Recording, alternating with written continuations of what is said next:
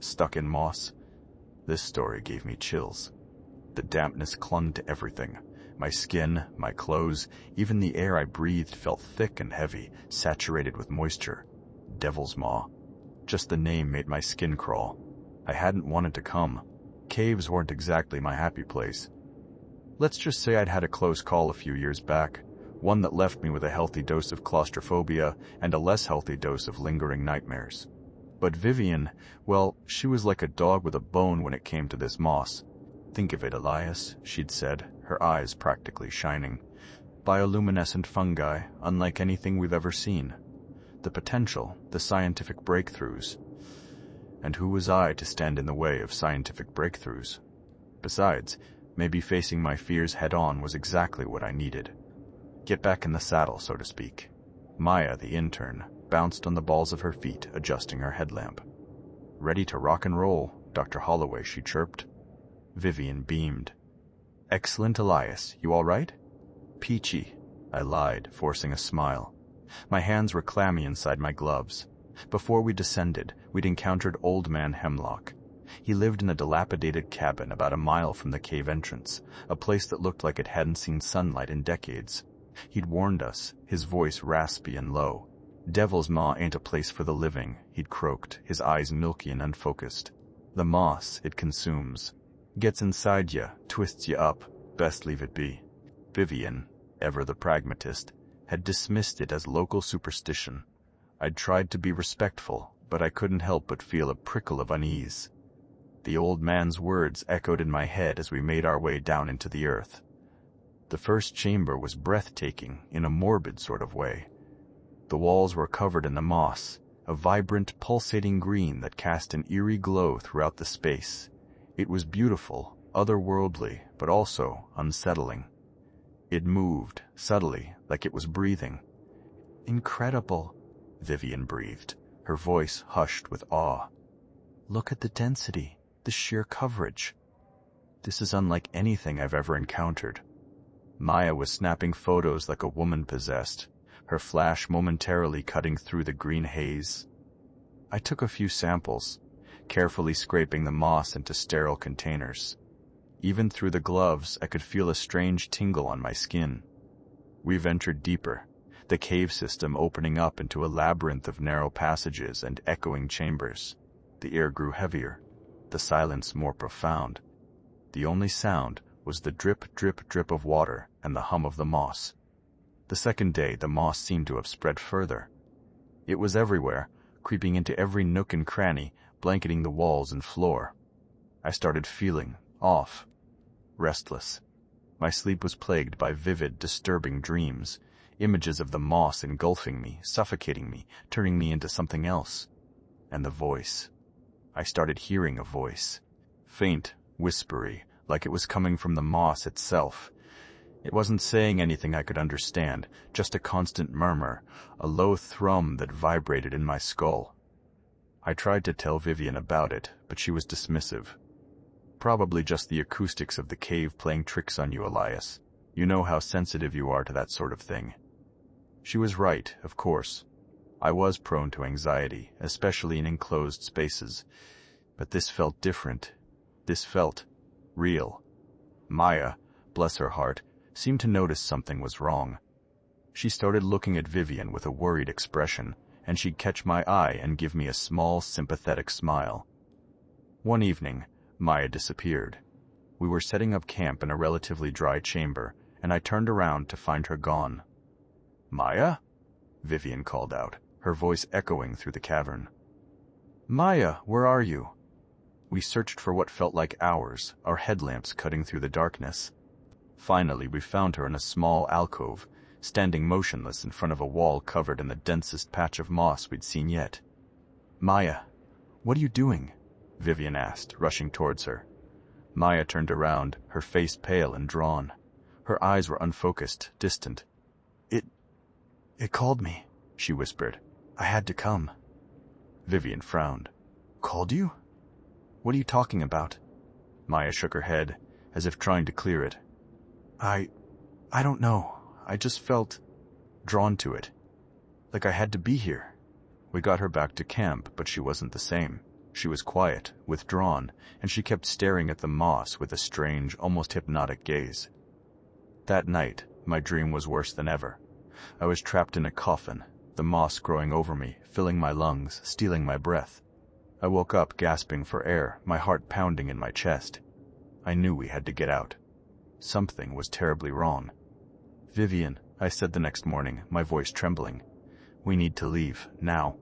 This place, it's not safe." She looked at me, her eyes cold and distant. "Nonsense, Elias. We're on the verge of a major breakthrough. We can't just give up now." "Breakthrough?" "Vivian, Maya is acting strange. I'm hearing voices, and the moss is spreading like wildfire. What more do you need?" "You're letting your anxieties get the better of you," she said dismissively. "I'm going to explore that passage over there. You can stay here and stew in your fear if you want." And with that, she turned and walked away, disappearing into the darkness. I looked at Maya, who was sitting by the edge of the chamber, staring blankly at the moss. I knew I couldn't leave her. "Maya," I said gently, "come on, we're leaving." She didn't respond. I reached out and touched her arm. Her skin was cold and clammy. "Maya," I said more forcefully. She turned to me, her eyes empty. "I can't," she whispered. "I have to stay. It wants me to stay." That's when I saw it. Small tendrils of moss were growing on her neck, just below her hairline. They were thin and almost translucent, but they were there. Panic seized me. This wasn't just some strange fungus. This was something else. "Maya, you're sick," I said, trying to keep my voice calm. "We need to get you help." I tried to pull her to her feet, but she resisted, her strength surprising. "No, you don't understand. It's beautiful. It's everything I knew. I couldn't reason with her. I had to get her out of here, even if it meant dragging her."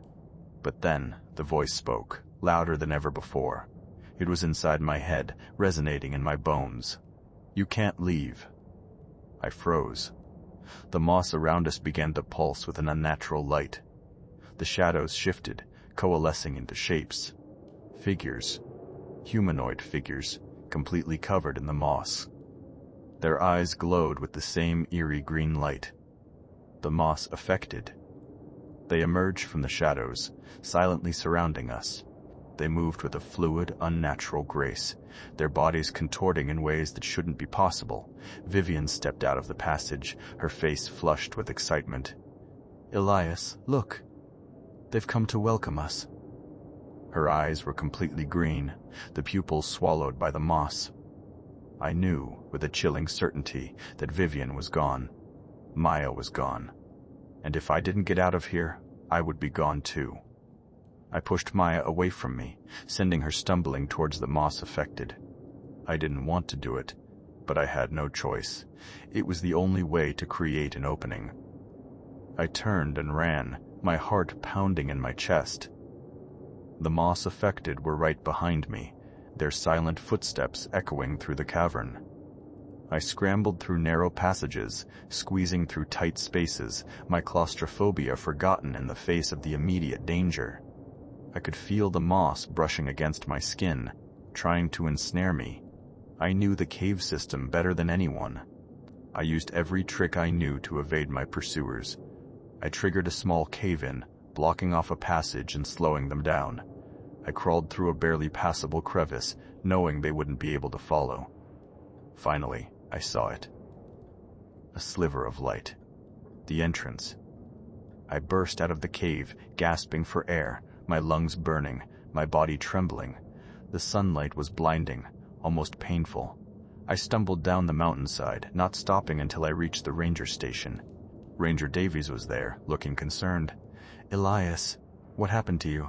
We were getting worried. You were supposed to be back yesterday."